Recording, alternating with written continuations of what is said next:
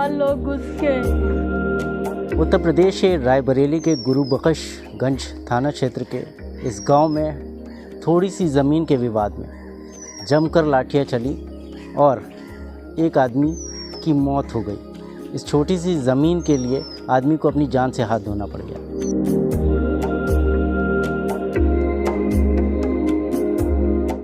हमारे 4 लोग घुस के मारे ने मुझको मार डाल के फिर बाहर ले आए हैं। तो हम लोग आए ना हुआ घर से, तो हम मार के फिर के बाद उनका कस के मारे ने लाठिन से लातन से सब मार डाले ने। मार के के बाद जब जाने को नहीं आ रहा तो एक बाद हम जब उठाएं तो एक बाद चार घर के आगे हैं बोले, चार घर के बोले तो ढीला ईंटा सब ले मारे ने कस के। मतलब मार के यहाँ डाल देना है। हाँ, मार के डाल देना है। 8 जून को दोनों पक्षों में जमकर मारपीट हुई थी, जिसमें गुम्मे चले और सुशील नामक व्यक्ति के सर पर आरोपियों ने लोहे की रॉड से लगभग 4 से 5 बार वार किया। इसमें उसकी मौके पर ही मौत हो गई थी। ट्रैक्टर लेके जा रहे थे, कचरा बहुत था मेरे दरवाजे, छोटे मेरे बच्चे हैं, वो लोग कचरा रोज करते थे। तो हम लोग बोले कि मेरे दरवाजे छोटे बच्चे हैं, कचरे में गिर जाएंगे, हाथ पैर चोट आ जाएगी। तो वो लोग जा कर के ट्रैक्टर खड़ा कर दिया और गाली देने लगे। और गाली दे कर के घर गए, घर से लाठी डंडा लेकर आए। हम लोग अंदर चले गए। मेरे पति जी बाज़ार जाने के लिए तैयार हो रहे थे कपड़े पहनकर, तो जा रहे थे तो अंदर घुस कर के 5 लोग मेरे पति को अंदर पहले बहुत पीटा और फिर पीट करके बाहर लाए और गटाई पे लात धर के मारा। और मैं बचाने दौड़ी तो मेरी गर्दन दाब दी और मुँह भी आँच लिया। सासू माँ देवर कहती बैठी थी, वो आई तो उसको भी मारा। इस मामले में 17 जून को भी पुलिस ने FIR दर्ज की थी, लेकिन कहा जा रहा है पुलिस अगर अपनी जांच सही से करती तो शायद इंसान की जान बच सकती थी। मैं आपको मौका दिखाना चाहूँगा। आप देख सकते हैं सोशल मीडिया पे जो वीडियो वायरल हुआ था और जो आदमी मरा पड़ा हुआ है उसका ये सामने घर है और उसके घर के सामने से ये रास्ता है और उसके जस्ट बगल में आरोपी का घर है या उसका हाथा टाइप सा बना हुआ है जिसमें वो भूसा रखता है। बस इतने से रास्ते के विवाद को लेकर दोनों में मारपीट हुई।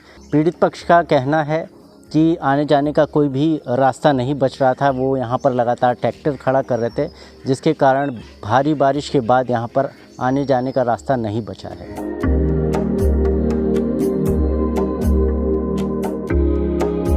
भाई के साथ तो 4 लोगों ने किया। जब 4 लोगों ने किया उसके बाद जैसे हम लोग गए, थोड़ा रोष आया, हम लोग गुस्सा आया तो हम लोगों ने भी लाठी डंडा उठा लिया। जब उठा लिया तो उधर से काफ़ी लोग हो गए। कितने लोग थे? लगभग थे 10-12 लोग थे उधर। 4 लोगों की गिरफ्तारी हो चुकी है, उनका FIR हो चुका है। धारा 304 लगाई गई है। मैं चाहता हूं कि धारा 302 हो जाए। इस मामले में पुलिस ने अब 304 IPC की 304 धारा के तहत मुकदमा दर्ज किया है। पुलिस ने चारों आरोपियों को गिरफ्तार कर जेल भेज दिया है। मारपीट के शोर सिपारस से जैसे भी कब्जा कर लेते हैं, किसी को डरते नहीं है। तो इसमें क्या गांव वाले जिनके घर के सामने की ज़मीन होती है वो शिकायत करने थाने नहीं जाते हैं? नहीं जाने देते सर। अगर जाता तो दोबारा इस तरह मारपीट कर देते हैं। अभी तक कितने लोगों की ज़मीनें ऐसे कब्जा कर ली होगी? ज़मीनें कई लोगों कब्जा किया। जो अभी बोल रहे थे उनकी ज़मीन कब्जा किया है। वो सब सार्वजनिक ज़मीन उसकी कब्जा किया, जहाँ पे है वो भी सब बगल में है। प्रजापति वो भी है, उनका भी रास्ता बंद कर दिया। और गाँव सभा की जो है अवैध कब्जा 2 बीघे दुर्गागंज में जोत रहे हैं अभी। क्या उनके नाम पट्टा है या पट्टा नहीं है? कुछ नहीं है, गाँव सभा की ज़मीन है। ग्राम समाज की ज़मीन जोत रहे हैं। एक बार जो है पूर्व प्रधान राम कुमार ने छुड़वाया, फसल जुतवा दिया, उसके बाद फिर जबरदस्ती कब्जा कर लिया, जोत वो रहे हैं। तो क्या इस पे तमाम क्या नाम है तहसील दिवस होते हैं, लोग शिकायत नहीं करते? शिकायत करते हैं लेकिन इनकी इतनी पकड़ है, लोग डरते हैं। कोई एक दो जाता है तो उनकी सुनी नहीं जाती और ये जा करके दूसरे दिन और वहाँ लिपापोती कर देते हैं अपना वर्चस्व दिखाकर। क्या लगता है किसके कहने पर ये सब काम होता होगा? ये सब है एक जो रोहित मिश्रा है जी, कोई है जानते, नाम जानते हैं, केवल उनके करते हैं। लोग और नहीं बताते जो कब्जे हैं, क्योंकि वो डरते हैं, मारपीट के धमकी कर देते हैं। और ये पुलिस वालों भी इनका सपोर्ट करते हैं, पैसे खिला देते हैं पुलिस वाले।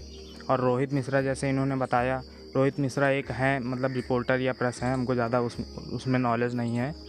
तो उनका सपोर्ट भी करते हैं, प्लस इनकी ये सिस्टम भी है आगे, जैसे वो कहते हैं डीएम एसडीएम ऐसे लोगों में उनके पैसे खिला के वो करते रहते हैं। जहाँ एप्लीकेशन देने जाओ एप्लीकेशन फड़वा देते हैं। जब एक्सपायर हो गए, हम हॉस्पिटल में थे तो हमको एडमिट कर दिया था, हमारे भी चोट थी तो एडमिट कर दिया था। एडमिट करने के बाद सर ये एसओ साहब और चौकी इंचार्ज सब एडमिट रूम में पहुँचे 8 नंबर में। वहाँ मुझसे कहने लगे इसी वक्त, मैं कह रहा था कि अभी नहीं मैं लिख पाऊँगा, मैं अभी दिमाग से ठीक नहीं हूँ।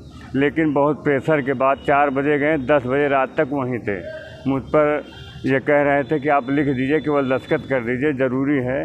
तो मैंने लिखा नहीं, केवल दस्तखत कर दिया। आपको पता था कि तहरीर में क्या लिखा गया है? कुछ पता नहीं सर, मेरा दिमाग काम नहीं कर रहा था। पढ़ के मुझे सुनाया था किसी ने, लेकिन मेरा दिमाग काम नहीं कर रहा था।